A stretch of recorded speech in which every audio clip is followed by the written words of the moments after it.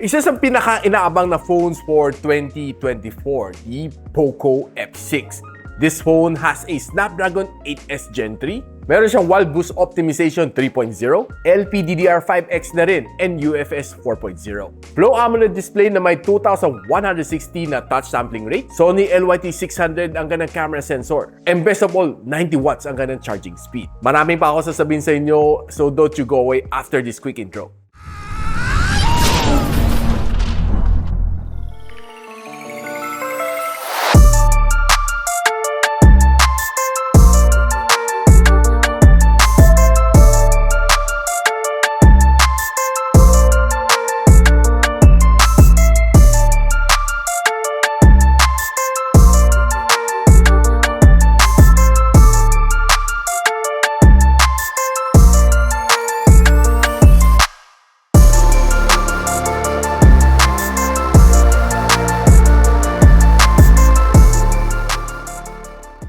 Now, the POCO F6 would come in two variants here in the Philippines. 8GB of RAM and 256GB of storage would be priced at 21,999. And ang kanyang early bird rate would be 19,599. 12GB of RAM and 512GB of storage would be priced at 24,999. And ang special early bird rate niya would be 21,999. Official link on the description box below. Now, pansin ko dito sa kanyang design is that very simple. Flat na flat. Wala ka na makita yung hati dito or wala ka na rin makita yung parang naka-emboss dito para sa kanyang camera's design. It's just outright plain ang kanyang likod and nakaumbok ang kanyang dalawang camera module and medyo flat ang kanyang LED flash dito. And ang kanyang LED flash dito, almost ring light na ang kanyang datingan. So, pwede pang vlog.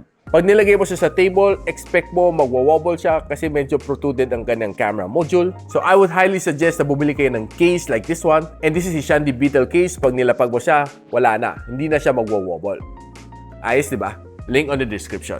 Now, one of the good things dito is matte finish ang kanyang gilid. And hindi siya tulad ng ibang phone na masyado makintab ang gilid. So, hindi mo kailangan punas ng punas. Ang kanyang side frame is plastic frames. And ang likod niya seems to be a plastic nung tinatap ko. Sad to say, ang kanyang SIM card slot only can accommodate 2 5G SIM. Walang micro SD expansion. Overall, ang kanyang form factor is nice, masarap i-grip, and hindi siya makanto. And I just simply like the way it is.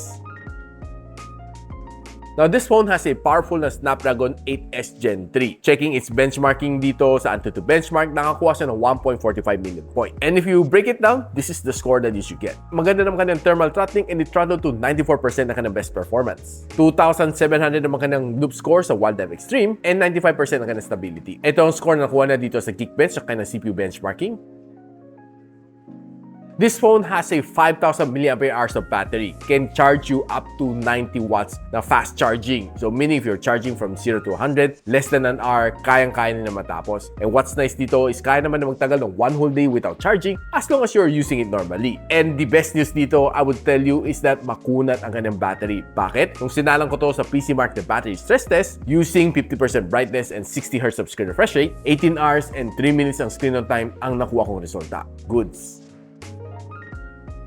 Now, ang display nito is a 6.67-inch na Flow AMOLED display. Kaya na mag-display up to 1.5K and it has a 120Hz of screen refresh rate plus 2160 ang kanyang touch sampling rate. Ang kanyang maximum brightness is 2400 nits and it's being protected by the Corning Gorilla Glass Victus. Now, I expect the display is really nice if you're using it for social media. Kung nagsuscroll ka sa Facebook, sa Twitter, and sa Instagram, it's really nice. So, as long as maganda yung internet connection, expect a really good experience dito sa phone na ito. And this one has a level 1 na wideband security level. Kung nanood ka ng mga HD like sa Netflix, panalong-panalo itong phone na ito. And kahit hindi ka manood ng Netflix dito, like let's say manood ka ng mga video dito sa YouTube, expect mo rin na magandang kanyang display. Very rich ang kanyang pagka-black dito. And the colors are definitely punchy. So, ma-enjoy mo every moment you're watching some videos dito.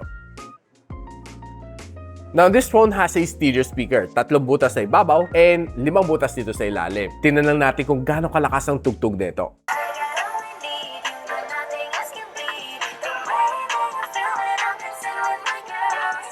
To my surprise, perfect na perfect ang energy nitong phone na ito when you're listening to Spotify. Malakas ang kanyang sounds.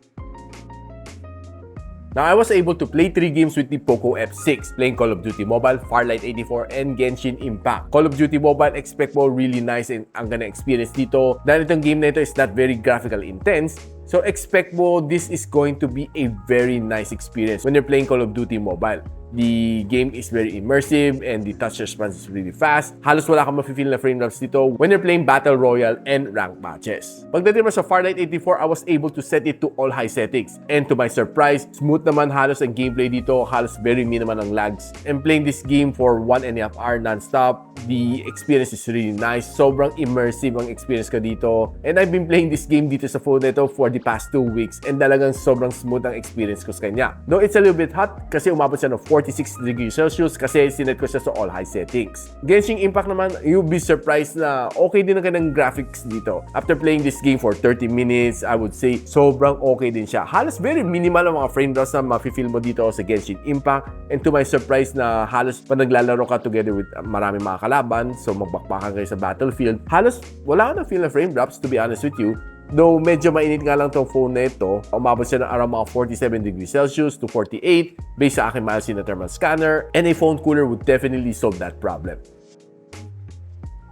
Now, ang camera nito is being powered by Sony LYT600 sensor. It's a 50MP na main camera lens, and meron din siya 8MP na ultra-wide lens. Meron din pala itong OIS and EIS na dual stabilization to giving you the better stabilization when you're taking videos. And the kanyang front-facing camera ng 20MP can only shoot you up to 1080p and 60fps. But yung kanyang rear camera can take you a 4K and 60fps. Now, one of the good things about the camera on the POCO F6, if you are taking it outdoor, expect that you'll be getting some really nice shots. And taking a look dito sa flower na ito, and it's just a very simple shot, but it looks very dramatic pag tinignan mo mabuti. And further taking more shots dito sa mga bulaklak na ito, you'll see some really nice details when you zoom it in. Taking some shots naman dito sa mga greens na ito, I would say very natural ang kanyang shot. It's a little bit saturated pero hindi masyado OA ang kanyang pagka-saturate. When you're taking some tall building shot naman, okay naman siya. And honestly, medyo gloomy dito when I took this shot.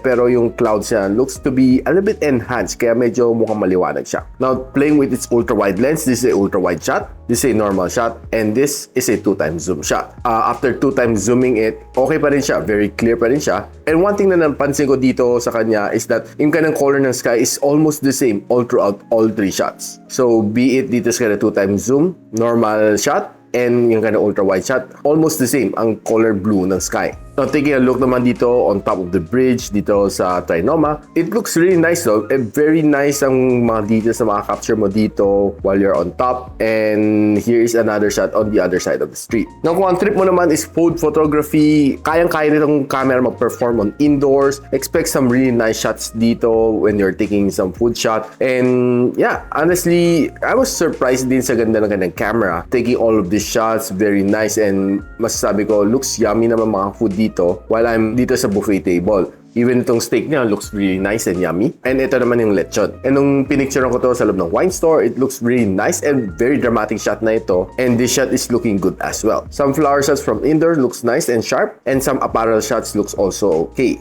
like this. And kung mahilig ka naman sa selfie, itong kanyang camera sa harap looks really nice. And I would say medyo na-enhance konti. Medyo nawala konti mga blemishes sa aking mukha. And some of this outdoor shot looks really nice. And maganda rin kahit yung sharpness ng background ko looks really good. And when you're trying to take some photos on indoors, hindi lang siya ganun kasing ganda ng mga outdoor shot. But there are times na nakapagkuha ko naman some decent shot from the indoors. But there are times na pag medyo madilim, it looks a little bit grainy. This is probably one of my favorite indoor shot. Ang ganda ng pagka-represent ito photo nito. Parang sobrang litaw na litaw yung subject. Now, if you're using the front-facing camera to take a video, I would expect a really smooth na video dito sa F6. Yeah, panning around looks really nice. Except medyo a little bit harsh pag medyo nakatapat ka sa araw. Ganito naman itsura niya when you're taking vlog indoor. Okay din, smooth din siya. Pero a little bit grainy siya. Hindi lang siya kasing ganda when you're taking it outdoor. Taking a 4K video using the rear camera, expect a very smooth na video dahil sa kanyang OIS. And I'm just using my bare hand to take this video. Now, this phone definitely got a little price hike from its predecessor, the POCO F5, which is priced at $29,999. Right now, $21,999. Very minimal ang kanyang increase, but if you want to get this phone, sulit siya at 19,599 for the early bird buyers, which I'll be posting the link on the description box below. And what I love about this phone is that it has a Snapdragon 8 series the chip inside, and the camera is really performing, and the game performance is definitely okay. Ano tingin nyo guys? Value for money? Let me know on the comments, and if you like this video, don't forget to share it to your friends, and a sub to this channel would definitely be awesome. I'll see you in the next one. And so, ako para si Richmond, and you're watching Gadget Sidekick.